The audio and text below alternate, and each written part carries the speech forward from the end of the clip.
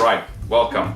Before we start the video, be aware that this video is almost an hour long, and it basically I'm taking you through the cleaning process and LCD replacement of my newly acquired Seiko pulse meter watch, and this is the final result. You will see in the video what is the process for restoring, at least the process that I do. I don't claim that this is the correct process or the standard process for cleaning a watch and its band. It's something that I've learned from reading over the years, and it has worked for me. Enjoy and feel free to skip it. I know 1 hour is a lot of time. So I'm going to show you some of the tools and materials that we will use for this. If we end up using anything else, I will describe it. So let's start on the left. This is a pump for blowing air in case we need to blow hair out of a place that we just cleaned. This watch apparently has a bad screen. You can see that I think it was left in the sun too much. I haven't tried it yet. I do have the battery for it, so I will know if we are going to use this screen or not. You need a pair of tweezers. You will need screwdrivers. This is a Phillips head screwdriver because this watch has Phillips screws on the back. A regular flathead screwdriver in case the battery has a latch. And we are going to take off the strap for cleaning. Since I'm going to replace the screen, I'm also going to do a bit of cleaning on the watch. And I recommend you use one of these instead of a knife blade, because this, as you can see, it has a V-shaped end, and that will ensure you grab the spring bar from two sides rather than doing a cut on the top. Doing a grab on the top with a knife blade, you maybe will end up damaging the spring bar, but that's no problem because those are replaceable. You might end up damaging the hole in which the spring bar goes, and there goes your watch. We have a microscope. You can use a magnifier, depends on what you have, and we also have a multimeter just in case. It just needs to measure volts and continuity. Here we have a bit of grease. I like to use this as a Parker Olub mineral grease for gaskets. You can use any type of recommended watch grease. You can also use silicone. I use these on the gaskets from the buttons and on the gasket from the back. And because it prolongs, that's what the material data sheet says, it prolongs life of rubber. I'm also going to use it on the bracelet, but I will show you how. The first job that we have to do is to take off the band, the bracelet, and clean it up.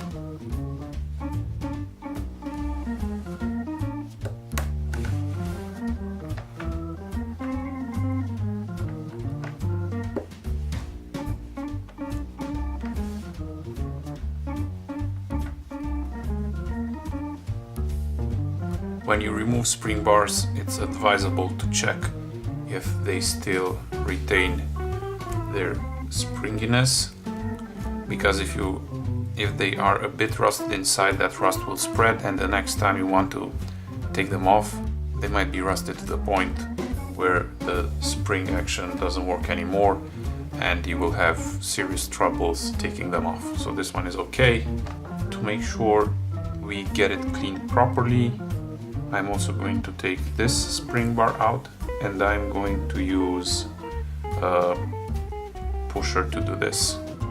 This is it. You can find these in watchmaker sets on eBay, and all you have to do is put it in there and just press in.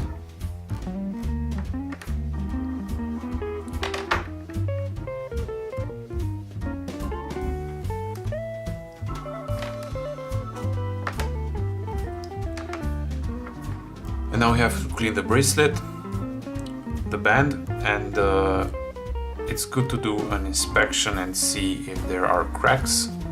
And you can do that with your eye, and if you just take the bracelet and you do small bends, if you see small, let's say, crevasses, then it's a high chance that the bracelet is starting to break down.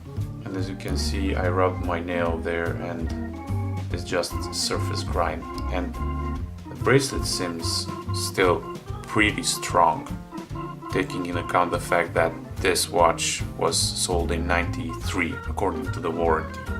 So let's wash these. We are going to use a toothbrush and mild soap and get them clean and get this white residue off of it. So here we are about the sink, and I have a regular toothbrush and some regular soap. The purpose of this is to get all the grime out and take out any skin residue, and I recommend that you first wash your hands really well so you don't have any fat on them.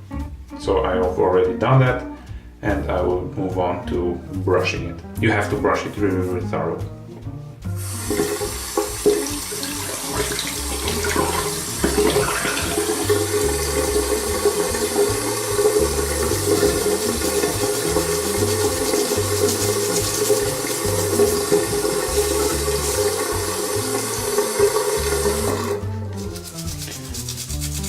And now you just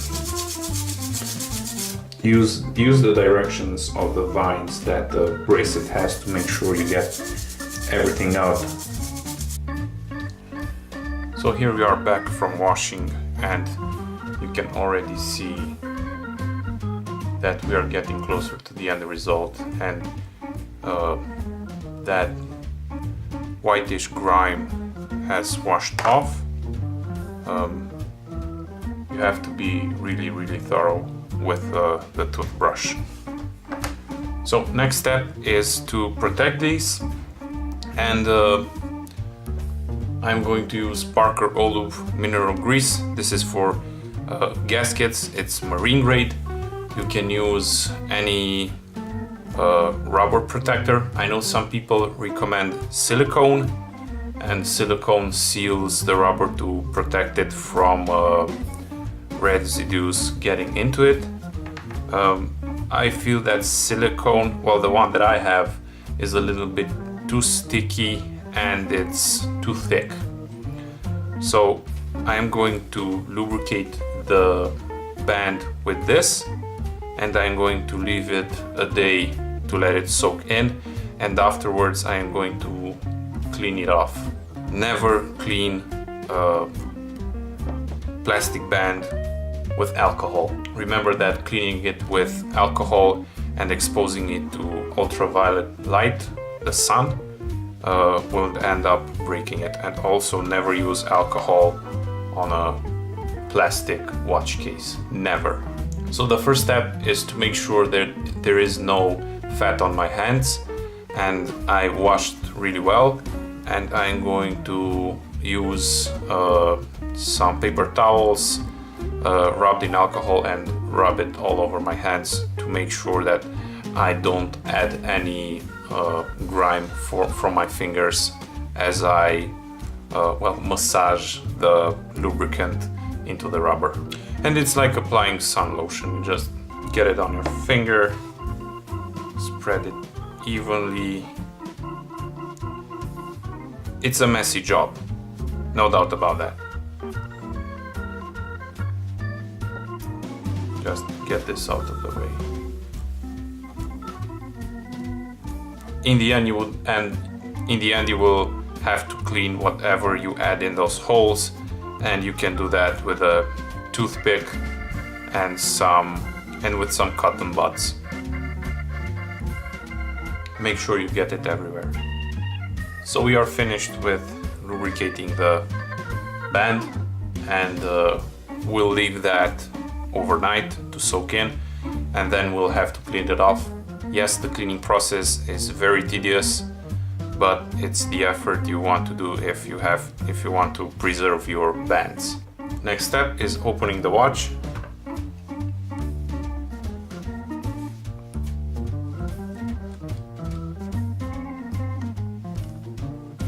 Make sure your screwdriver doesn't slip.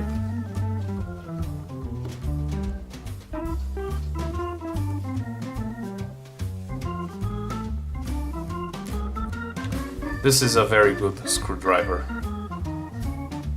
It has a very fine head and it doesn't scratches. If you end up slipping, it's highly unlikely it will scratch it, but I don't want to test that out.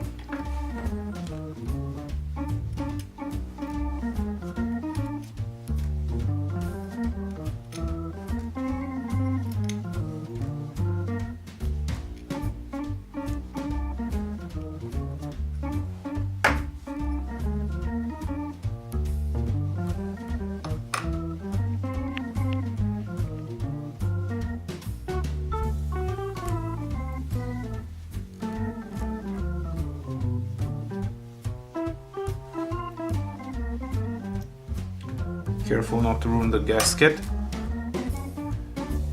And with gasket there is a trick I like to use to test them. If you see the gasket stiff and you're not able to wiggle it around, that means that that gasket is solidified and it needs changing. If you have an original gasket which you can change, that's advisable. However, you can just test it just a bit with your nail tip and see if it's soft. Just a little bit of pressure, you don't want to damage it. So I can tell that it even has a bit of elasticity to it, and I'm also going to grease this up.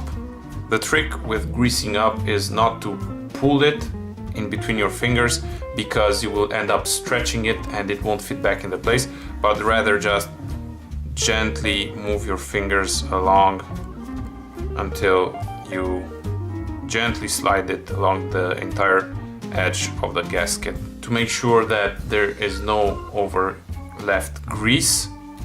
Dry your fingers and then do that process again. Okay, now we have a perfectly greased gasket. We'll just leave this one to dry next to the band. And now remember to clean your fingers before you touch the watch. And we are going to test and see if this watch works. I can see it has 1, 2, 3, 4 regular head screws. One important thing, if you see that the watch has its alarm spring, and I do see that this one does. Let's go in for a closer look. You can see the spring there. Make sure you remove it and maybe just try to remove it. If it still holds in there, leave it in.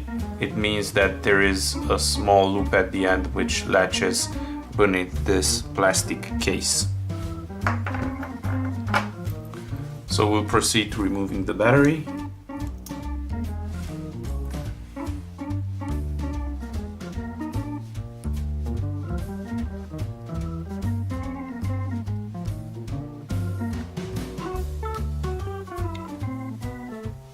Get the new battery ready, and now we'll see for the first time if it works or not.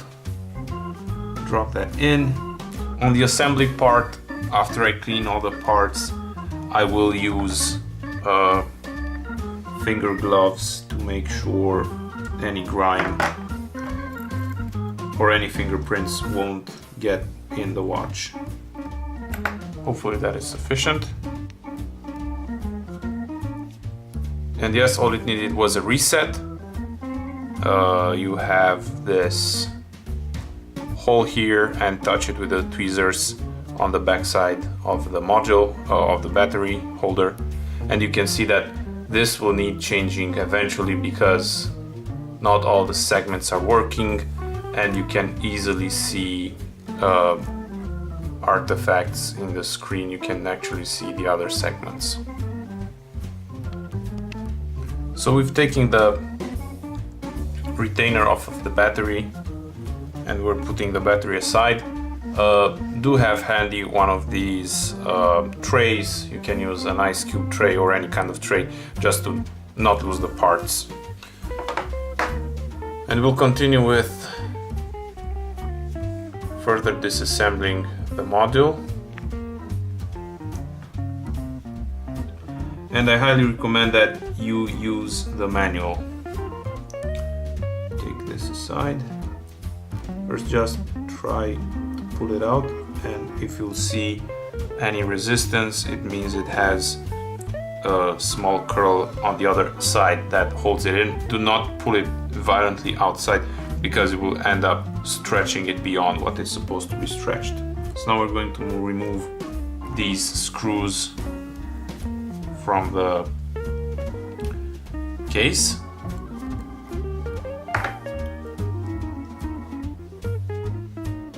Okay, make sure we put everything aside.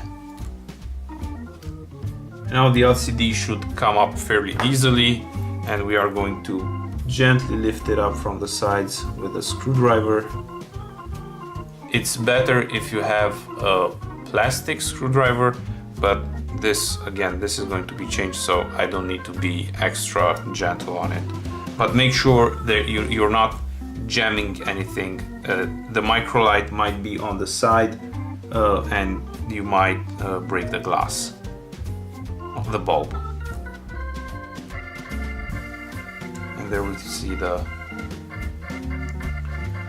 LCD screen. This is a screening protector, and let's see if this is glued or not to the back. Nope. So in some watches you will see that this reflective panel is actually glued to the back.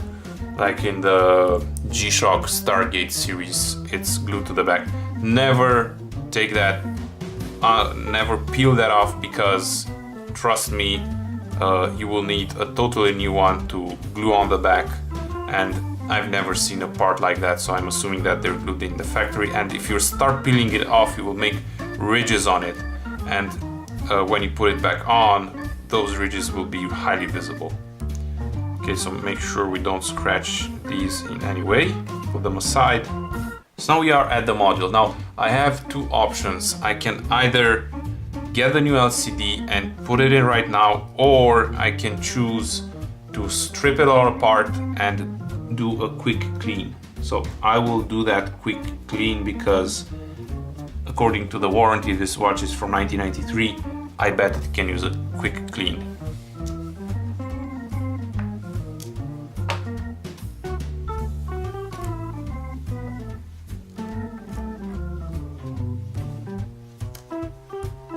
You can actually see how complex this module is.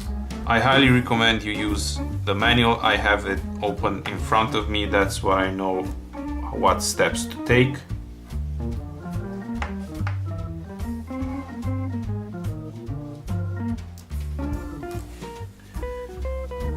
And this, the zebra strips you see here, they seem to be glued into place, but they're not glued into place. They're sitting there. Now, it's a good idea to memorize how the strip, which zebra strip was on the top, which zebra strip was on the bottom, and their exact position, because since they were on there, the traces, the small vertical traces that lead up to the module, these have small ridges that actually dug into this zebra strip. It's just a very small digging, to call it so. And if you end up offsetting it, you might not have, you will end up with the zebra strip staying on top of those digs, and you might not get good contact with the LCD. So have a way in which you know which was on top, which was on the bottom. It does make a difference if the zebra strip is, you can see now, let's say that they're put in like this. if when you put it back in, if you invert it, and you will have those small ridges on the top, you might not have good contact with the LCD screen. So memorize their position. This is not something that happens on all the watches, but it's I've seen it. I've seen LCDs not work because of this. Just gently remove it. It's not glued into place. You can just easily peel it off. Again, the other one. And there you have the module stripped down. A good thing to do is when you are working with watch modules, these are sensitive parts, especially underneath here there is a semiconductor chip. Let's call it an LSI. You might end up doing a short on the circuit if you are statically charged. So make sure that you're permanently connected to ground your body in a way. Either you have an ESD bracelet, look it up online what it means, or you have your foot pressed against something that is made of metal. Just make sure that you don't have any static charge built up in your body before you handle this. And now you can see what I was talking about, the small curl on the back which was holding it in. You can actually see that this had that small curl which didn't allow us to remove it, but if you twist it to the side and line up that curl with the small ridge you have there, you can take it out from the other side. And I'll just make a demonstration of how easy it is to get it to fall out. And there you go, it fell out. Make sure you don't lose the springs because they are hard to come by. And here we have a protective film. And you can see that there is a bit of humidity built up. You can see it there. If I gently pull it up, you can see that there. That doesn't have to be there. So we'll just remove this. And here we have all the parts of the watch stripped out. Next step is cleaning the case, and I am going to remove the buttons as well, because I want to make sure that the gasket or O-rings around the buttons are clean and lubricated before I put it back in. Now you can see that this is in a fairly clean condition, but since I got to this point I might just as well clean it up. I am going to use same soap. Never use alcohol. I've seen online people giving advice to clean your G-Shock, for example, with alcohol. Well, I made the mistake a few years ago when I started looking into watches to clean an old school G-Shock. It was a G002 or G003 or something like that with alcohol. And afterwards, in a couple of minutes, I could see that you could actually, the protective shell was almost like bread. You can just take parts from it. And that I was pissed about that, and I learned my lesson the hard way. This is a harder plastic. It might take the alcohol easier, but it damages it anyway. So do not do that. Use a mild soap or special cleaner to clean this and rinse it up very, very well. Taking off the buttons from a digital watch, and this is 99% of the cases, it has this special washers around them, and they are like this, and they're gripping around a channel that is dug around the button. You will see that if you imagine that this is the button, you can see that it will have a channel dug around its perimeter in which that retainer washer sits, and it will have another one in which the gasket sits. So to take out the button, you will have to first push out those washer retainers, and they are like this. They are interrupted at one point, and you can actually use a screwdriver to push it backwards, I recommend this doing with care and maybe under a microscope. That's how I do it, and I keep the top of the watch covered with a cloth to make sure that if that washer retainer pings out, it springs out, you don't lose it, because they are very hard to come by. You can only get them from a donor watch. They are easily interchangeable between watches, but usually Casio ones are larger, Seiko and Citizen ones are smaller and more precise. So now I want to practically demonstrate to you how you're supposed to take out these retainers. You just have to turn it, gently turn it up so that space faces upwards, and I will bring it up so you can see what I mean.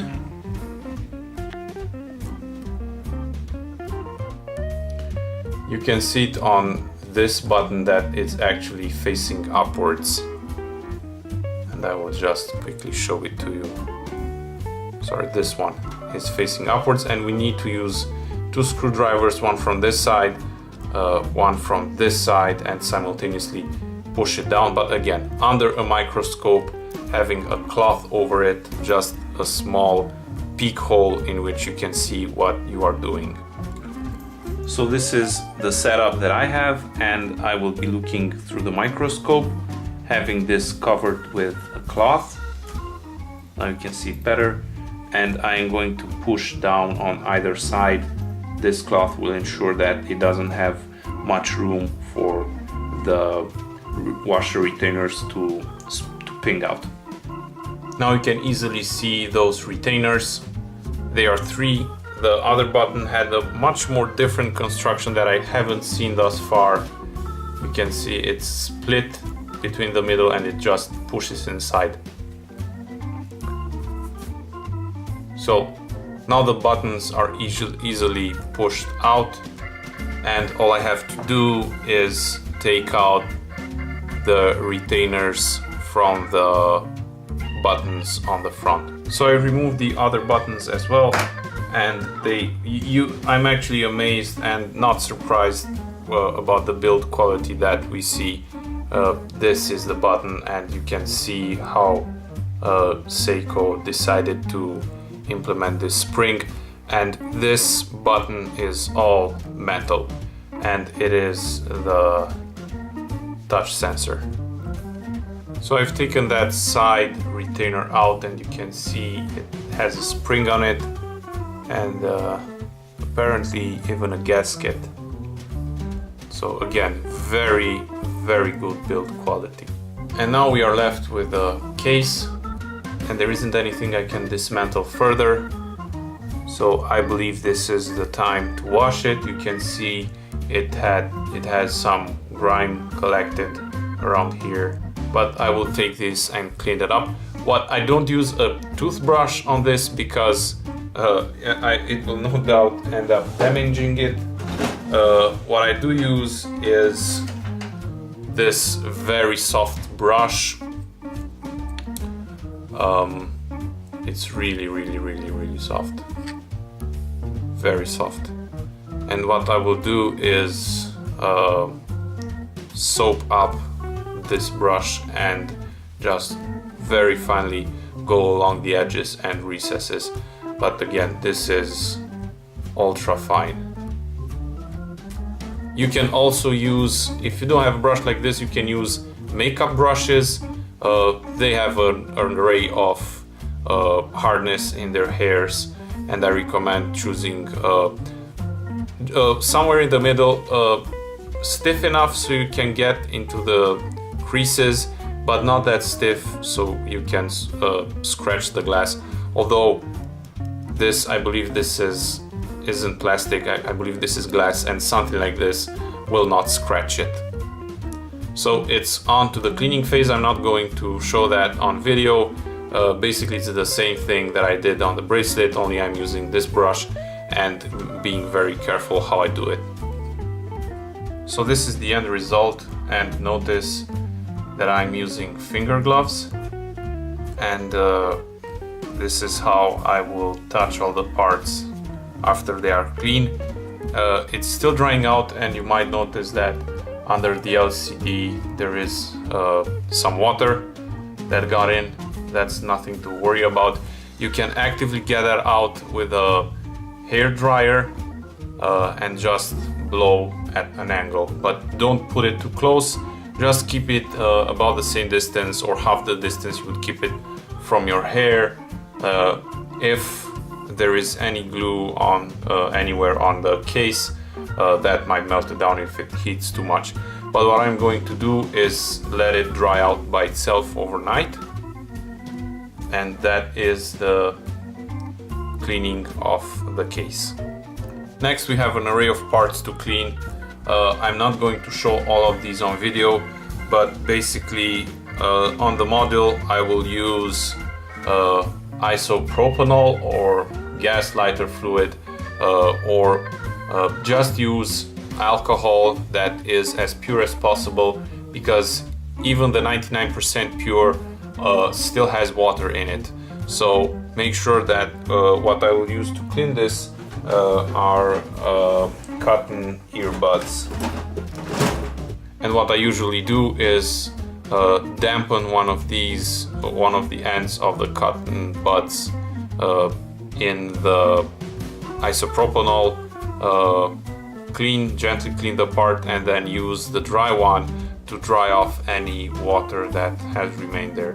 Because, as I said, any water, any alcohol product contains a bit of water, and the alcohol dries out really quick, and you're left with the water, and you don't want that on a watch that is supposed to be water resistant, to have water trapped inside. So for the metal parts I will use isopropanol, as I said, for this one as well, for the zebra strips as well, because they conduct electricity. Whatever is plastic, I'm going to use the soap and water, rinse it off really well afterwards, and let it dry overnight.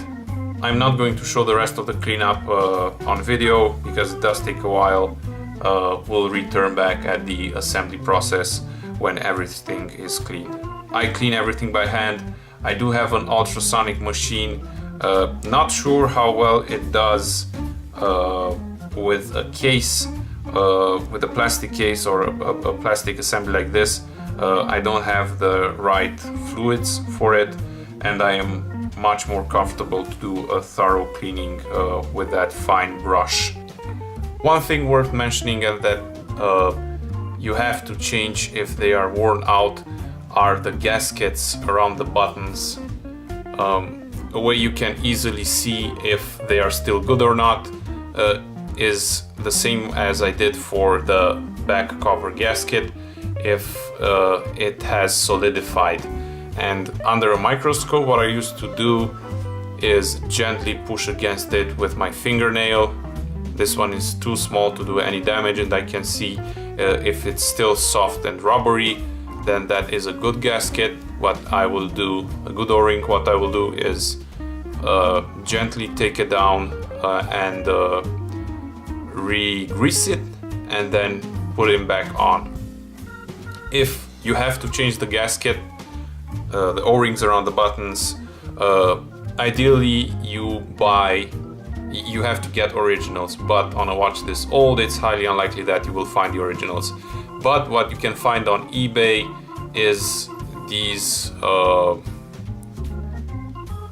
watch crown O-rings, and you can find them if you search by watch crown O-ring, or if you just type in watch O-ring. So we are back with the band, and now we left it soaking for a day, and now you need a clean cloth, and we're just going to rub away all the excess grease from the exterior until we leave it in a nice clean state.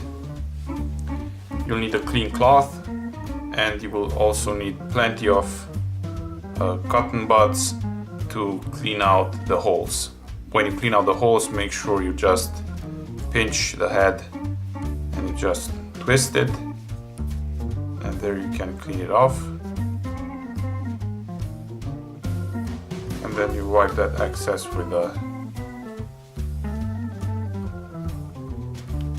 and there you go, a clean hole.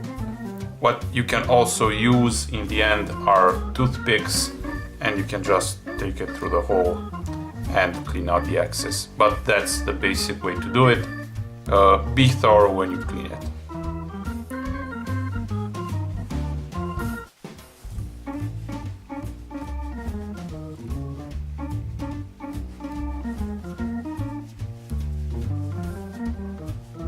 Here we are with the end result, and as you can see, it looks almost brand new. We don't have that white discoloration or residue, whatever it was, and it looks absolutely clean. It isn't sticky anymore as I rubbed it off really well. Since we are using the gaskets that the watch already had with it, because they aren't solidified and they are still very soft, all we want to do is first clean them up, degrease them. We can use water and a bit of dish detergent, as that is a very good degreaser, and afterwards we will grease them back with our grease.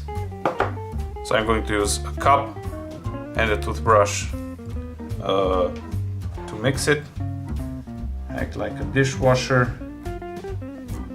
And we are going to put all the gaskets inside.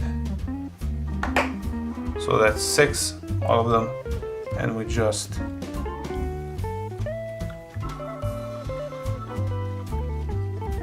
do a washing motion. And you should do this really thoroughly, because we want to get them as clean as possible. Do this for around 2 minutes and you should be done. Afterwards we will rinse them, dry them, and re-grease them. So those are the gaskets. They are now clean and rinsed, and now we'll dry them off.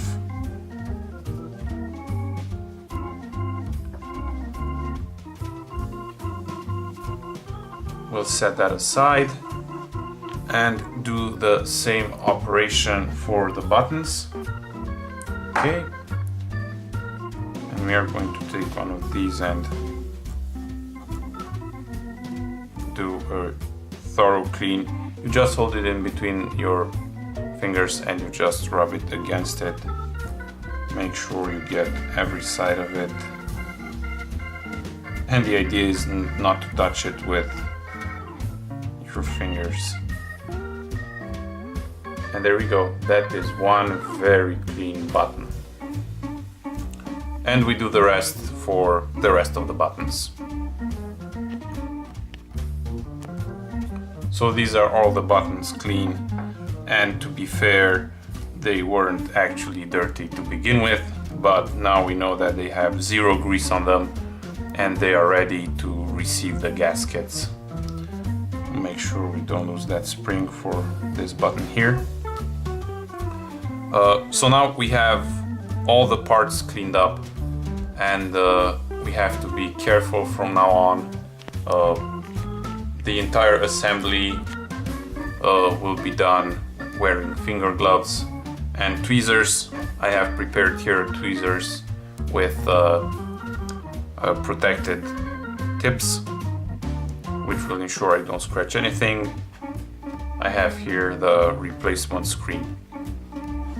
Next step is greasing the gaskets or the O-rings, and this you can do with your fingers, and beforehand you have to make sure there is no fat on your fingers, because our aim is to get the grease on the O-rings and not the fat on your fingers. So I wiped my fingers with a cloth that was dampened in isopropanol, and now we are going to get a little bit on the end of the finger.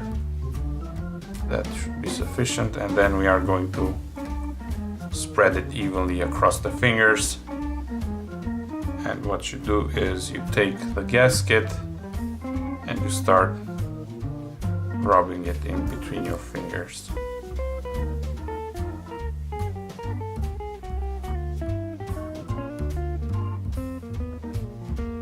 And there we go, that's it, was one gasket done. And it's the same for the other gaskets. So here we have the buttons all ready. And I've taken on a fresh pair of finger gloves, and now we're going to start with assembly. First, we're going to clean up the work desk. Now we are at the point where we are going to position the buttons inside the watch, and we are going to attach the retainer washers. I'm going to take the washer retainer and I'm going to place it on the ridge of the button, and then with the larger screwdriver I am going to press on top of it until it clicks into place. So as it will sit there, I will press against it with this screwdriver, being very careful not to damage anything around, and it will snap into place. And I am going to do this operation under the microscope.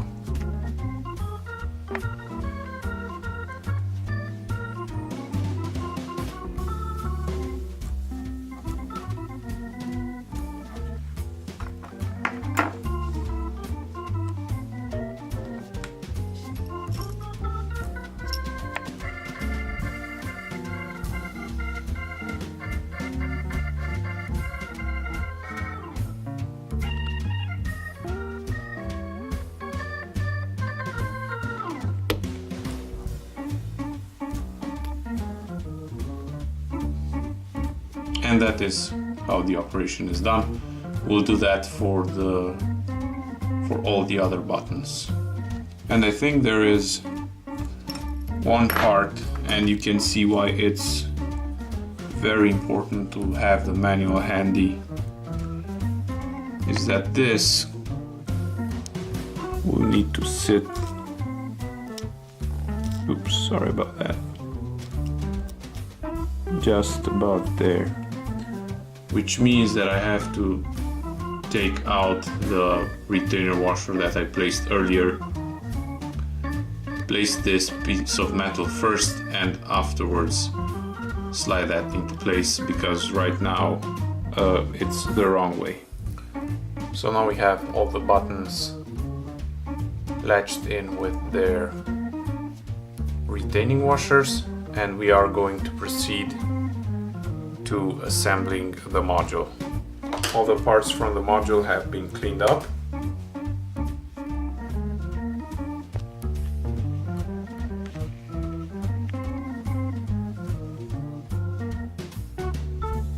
We have to be careful with which part we're going to sit these in, because as I said, there are some ridges here that have been created while the watch was closed, as this part was sitting on the small contact pads. When we have to clean something right now, because everything is clean, we're going to clean it with this. Put in the shield, and now we are going to add the replacement screen. I previously opened this to make sure I got the correct part. And there it is. We're going to do a quick inspection to make sure it is clean. See a speck of dirt.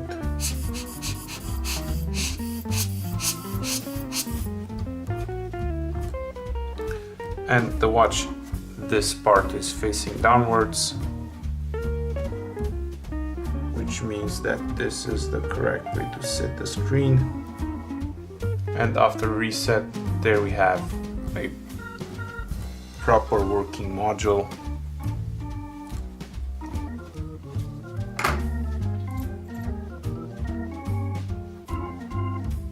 Working microlight.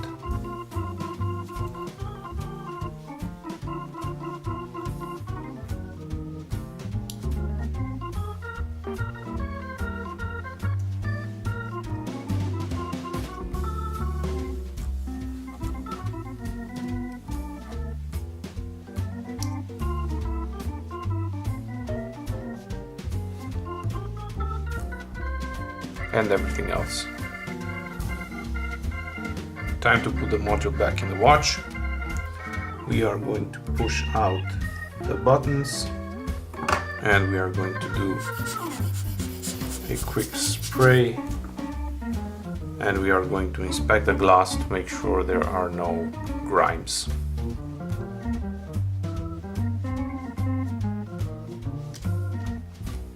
Yep. Check the watch, make sure there is no grime trapped underneath the LCD.